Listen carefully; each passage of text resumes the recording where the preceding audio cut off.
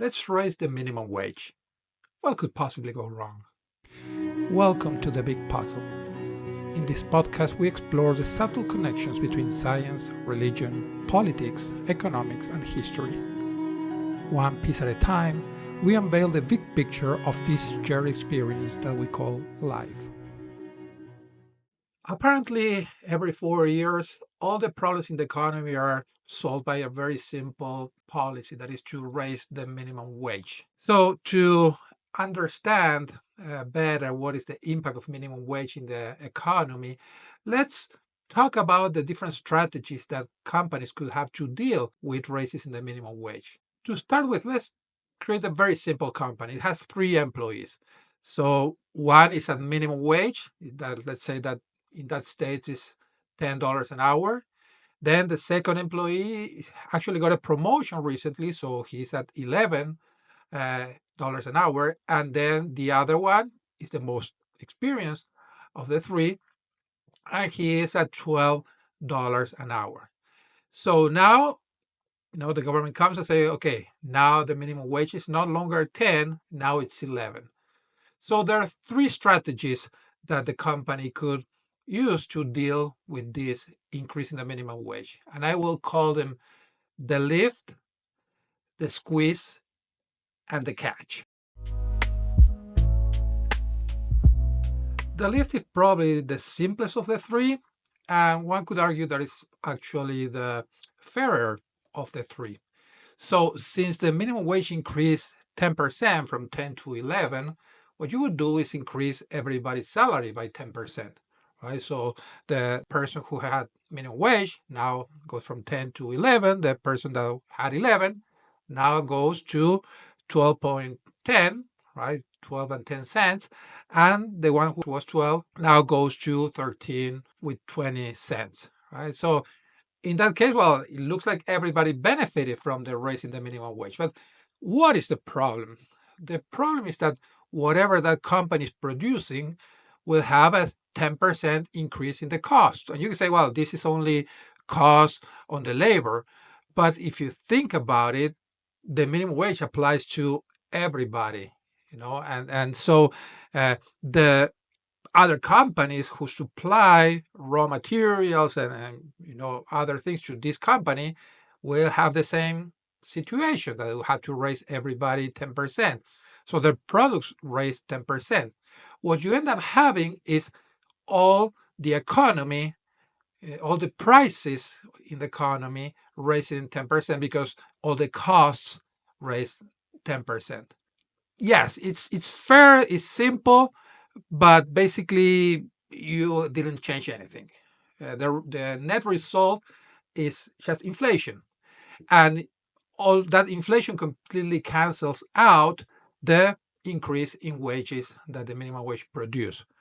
If that would be the only problem, well, okay, you change something so nothing changes, but that's not true, because if you're exporting, the person who are buying from you, the countries that are buying from you, they're not subject to your minimum wage increase. So for them, it's just that what you're selling is more expensive. And logically, they will buy less from you and more from other countries who would still sell it cheaper. So you end up having less revenue from the products that you produce. So inflation has that effect as well. So increasing the minimum wage in a lift environment produces no benefit and actually produces some drawbacks in the economy. The second alternative is the squeeze. In the squeeze, you raise the salaries, the wages, proportionally. So you keep the one that is at $12, you just keep him at $12. And then, the lower one gets a 10%, and the one that was at 11 gets 5%. So basically, you're squeezing the range. And in that case, again, the lower one will get $11, the medium one will get $11.55, and it wouldn't have any changes for the guy who is at 12. Well, that will have lesser impact in the products that you're selling, because now you're not increasing all the cost, you're only increasing part of the cost. And so a simple calculation would say that, it could go, whatever product they're producing will go from 50 to 52 with 35 cents, right? When in the lift we have from 50 to 55, because it was the full 10% that, go translated to the cost and to the prices. The person who got the increase in the salary, the minimum wage increase, well, they are happy because purchasing power increases. The guy with the middle salary, well, they got a raise, but pretty much matches what the inflation that it would produce. And you're really hurting the guy who was at 12 because he just gets the inflation. So that person obviously will not be happy about the situation. That produces, a despair impact on the different people depending on where they are. And if you think about the person who, prepared and got promoted one time and then, got more productive and then get promoted again, and then they see that that is not being rewarded at all, and they see people who are actually not changing their productivity, raising while they get stuck. That creates an uncomfortable situation for the company. So you need to find kind of that balance between how much inflation are you going to allow these strategies to produce with how much people get mad at you. So it's still not a net benefit. And again, you still have the effect on the exports, that you will be exporting less, or you're really hurting the overall economy.